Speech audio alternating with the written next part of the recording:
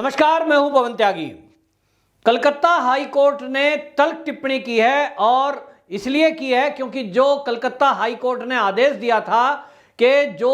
पश्चिम बंगाल में चुनाव के बाद हिंसा हुई है उसमें जांच के लिए एक एसआईटी का गठन किया जाए। आपको बताएं, उसी समय जो जस्टिस बिंदल हैं उन्होंने आदेश में यह कहा था कि जो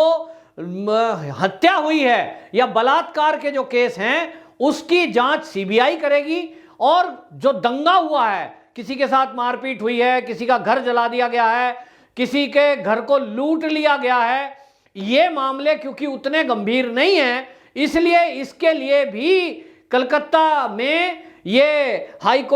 कलकत्ता हाई कोर्ट ने जस्टिस बिंदल की बेंच ने यह आदेश दिया था कि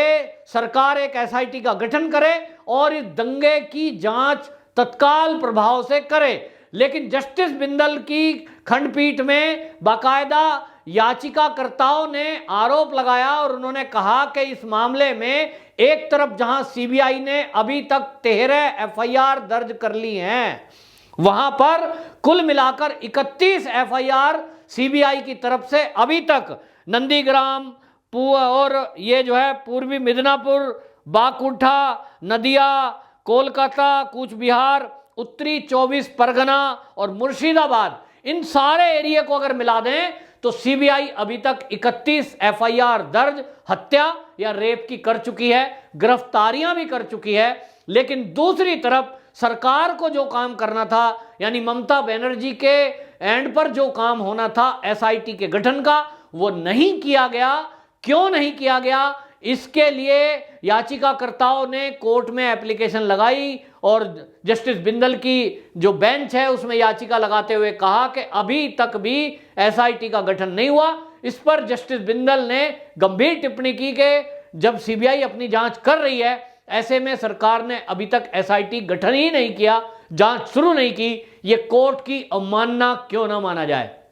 सरकार को नोटिस दिया है, सरकार को इसका जवाब देना है, और जवाब कुछ भी दे ये हमें समझ में आ ही रहा है कि सरकार पहले ही दिन से इन सारी हिंसा, मर्डर और रेप के मामले में मौन समर्थन दे रही है उन लोगों को जिन लोगों ने भी इस हिंसा को अंजाम दिया है, ये हत्या और रेप को अंजाम दिया है। सरकार ममता बनर्जी पूरी तरह उनके पक्ष में खड़ी है, उनके बचाव में खड़ी है, और इसीलिए थानों से वो रिपोर्ट्स गायब कर दी गई या उनको वापसी करने के लिए उन लोगों पर दबाव बनाया गया जिन लोगों ने कोर्ट के जरिए भी एफआईआर दर्ज कराई। वो अपराधियों को उनकी पहचान बता दी गई, जबकि रेप के मामले में यह आदेश सीधा सीधा सुप्रीम कोर्ट का है कि आप किसी भी जो रेप जिसके साथ हुआ है उस पीड़िता की जांच को उजागर नहीं करें, उसकी पहचान को उजागर नहीं करेंगे। लेकिन कलकत्ता की पुलिस ने इसके उलट उसकी पहचान को उन्हीं गुंडों को बता दिया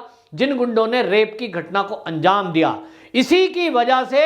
उन महिलाओं की तरफ से फिर महिला आयोग को कंप्लेंट दी गई और बहुत सारी महिला वकीलों ने देश की सुप्रीम कोर्ट के सीजेआई को वो एप्लीकेशन लिखी थी कि महिलाओं के साथ जो हुआ है वो दिल दहलाने वाला है, आत्मा तक कांप गई, और इस मामले में सुप्रीम कोर्ट तत्काल संज्ञान ले। तो सुप्रीम कोर्ट ने इस मामले में तल्ख टिप्पणी की थी और इसके बाद सीबीआई को केस हैंडओवर हुआ था। वरना ममता बनर्जी तो ये रेप के मामलों की जांच भी ना होने देती। और ये कितना दुर्भाग्यपूर्ण है कि जो ममता बनर्जी महिलाओं की सुरक्षा के नाम पर सरकार में आई,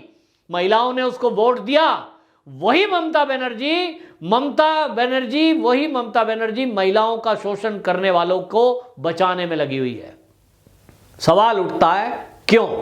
क्योंकि लगता है कि जितने भी ये अपराधी हैं, और लगता नहीं, ये तो है, बीजेपी के नेता सब लोग आरोप लगाते हैं जो वहां के रहने वाले हैं, वो कह रहे हैं कि जितने भी हिंसा को अंजाम देने वाले गुंडे हैं ये सब के सब टीएमसी से जुड़े हुए हैं। और इतना ही नहीं, इसमें टीएमसी से जुड़े हुए कार्यकर्ता ही नहीं, विधायक और सांसद स्तर के लोग भी हिंसा को करवा रहे थे और रेप में कई बार वो लीड कर रहे थे उस भीड़ को जो महिलाओं के साथ अत्याचार कर रही थी। ऐसे आरोप भी लगे हैं। अब मामला जब इतना संगीन है कि किसी मामले में सरकार के विधायक शामिल हैं, सरकार के मंत्री या पूर्व मंत्री शामिल हैं, अब ऐसे में किसी एक आम पुलिस इंस्पेक्टर की कैसे हिम्मत हो जाएगी कि वो किसी एफआईआर पे किसी मंत्री को जांच के लिए बुलाए, जबकि सत्ता का प्रमुख यानी मुख्यमंत्री ऐसा व्यक्ति बैठा हो जो पुलिस वालों को कुछ समझता ही ना हो या पुलिस को जांच करने के लिए आदेश ही ना देता हो। आप समझ सकते हैं, अभी तक जो लोग ममता बनर्जी का पक्ष ले रहे थे वो, और ममता बनर्जी भी मीडिया में आके बोल रही थी नहीं नहीं हिंसा तो हुई ही नहीं है, और जो हुई है उसमें पुलिस अपना काम कर रही है। अब वही ममता बनर्जी के ऊपर सवाल है कि यदि पुलिस अपना काम कर रही है तो हाई कोर्ट के आदेश के बावजूद भी एसआईटी का गठन 1 महीना अभी तक बीत गया, क्यों नहीं की गई? एसआईटी का गठन इसलिए नहीं किया गया क्योंकि एसआईटी को डायरेक्ट कलकत्ता हाई कोर्ट में रिपोर्ट सबमिट करनी है। और हम एक बात सोचते सुनते आ रहे हैं कि अगर न्याय में देरी हो रही है तो वो न्याय ना मिलने के बराबर है। ठीक ये पश्चिम बंगाल में हमें देखने को मिल रहा है। कलकत्ता हाई कोर्ट के जो वो कार्यकारी मुख्य न्यायाधीश हैं जस्टिस राजेश बिंदल, उन्होंने बाकायदा ये कहा था कि मामला बहुत गंभीर है और हमको दिख रहा है कि पुलिस अपराधियों से मिली हुई है और कोई सरकार के नुमाइंदे भी इस तरफ ध्यान नहीं दे रहे हैं। और यहां तक टिप्पणी की थी कि यहां सत्ता का शासन है, न्याय का शासन नहीं है। इस तरह की तल्ख टिप्पणी होने के बावजूद और कलकत्ता हाई कोर्ट के ये कार्यकारी मुख्य न्यायाधीश की आदेश के बावजूद सरकार जब कुछ नहीं कर रही है तो ये मामला कितना गंभीर हो जाता है। और अब इस मामले को केंद्र को भी देखना है और सुप्रीम कोर्ट को भी देखना है कि किस तरह का मामला चल रहा है। सुप्रीम कोर्ट में भी हमने देखा कि ममता बनर्जी की कितनी गुंडागर्दी की दहशत है कि वहां जो जज थी, जो सुप्रीम कोर्ट की जज थी, महिला जज, उन्होंने भी अपने को इस मामले से अलग कर दिया था और कहा कि मैं जो है इस मामले की सुनवाई नहीं करूंगी क्योंकि रिश्तेदार कहीं ना कहीं कलकत्ता में या पश्चिम बंगाल में रहते हैं। इस मामले से हमें लगता है कि जिस तरह से दहशत का माहौल अभी भी है तो एक शांति जरूर हो गई है, लेकिन ये शांति उन लोगों के लिए अभी भी दहशत क्रिएट कर रही है जिन लोगों के साथ हिंसा हुई। यानी जब न्याय ही नहीं मिलेगा तो घर वापसी कैसे होगी? जो लोग घर छोड़ के गए वो भी ये कहते हैं कि घर वापसी कैसे करें, जबकि हमें लग रहा है कि वो गुंडे वहीं घूम रहे हैं, वो अपराधी खुलेआम घूम रहे हैं और पुलिस उनका कोई कुछ बिगाड़ नहीं रही है, बल्कि पुलिस साथ में मिली हुई है। तो ममता बनर्जी का भी मूड ऐसा नहीं दिखता कि वो उन लोगों को जो विस्थापित हुए हैं उन्हें घर में वापसी लाना चाहती है। ममता बनर्जी के किसी एक कार्य से ऐसा नहीं लग रहा है कि वो उन महिलाओं को और बच्चियों को भयमुक्त करना चाहती है जिनके साथ बलात्कार हुए हैं। ममता बनर्जी केवल ये कह के कि हिंसा तो हुई ही नहीं, चुनाव के पहले कुछ हुआ था तब तो चुनाव आयोग के हाथ में था और चुनाव के बाद कुछ हुआ ही नहीं है। अब सवाल यह है कि जब सीबीआई ने अब गिरफ्तारियां की हैं और अभी तक 31 के करीब एफआईआर दर्ज हो चुकी हैं, तो सीबीआई ने जो एफआईआर दर्ज की है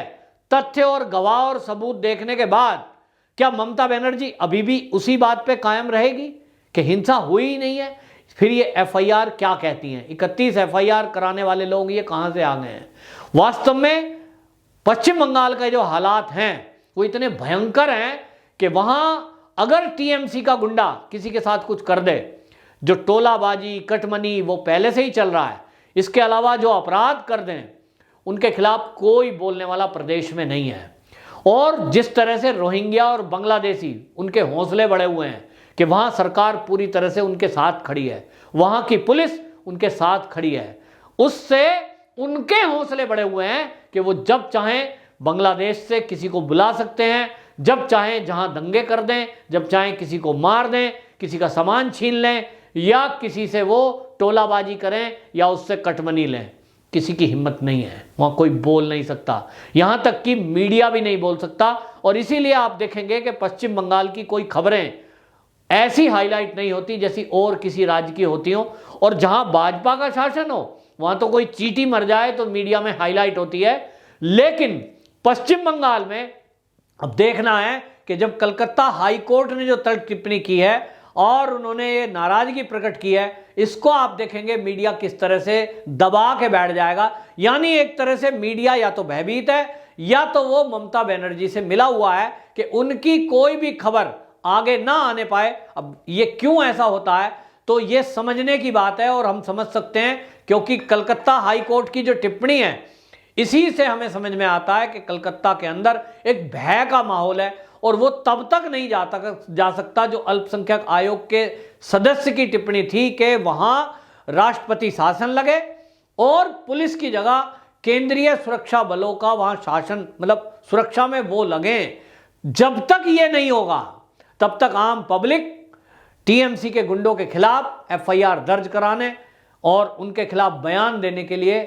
निकलेगी ही नहीं। केस दर्ज तो दूर की बात है। तो ये देखना होगा कि कब तक उन लोगों को न्याय मिलता है। बहरहाल देखने में चल रहा है कि अभी तक लगभग आप देख लीजिए 5-6 महीने गुजर चुके, न्याय की आस में वो लोग बैठे हैं जिनके साथ लूटपाट हुई, जिनके घर जला दिए गए, जिनको मारा पीटा गया, जिनके परिवार के जनों की हत्याएं हो गई या किन्हीं की बहू बेटियों की इज्जत लूटी गई। और इतने दिनों बाद भी अगर इस भारत में, आज़ाद भारत में उन लोगों को न्याय नहीं मिलता है तो इसमें न्याय प्रणाली को भी सोचना होगा, देश की संवैधानिक संस्थाओं को भी सोचना होगा कि हम किधर जा रहे हैं।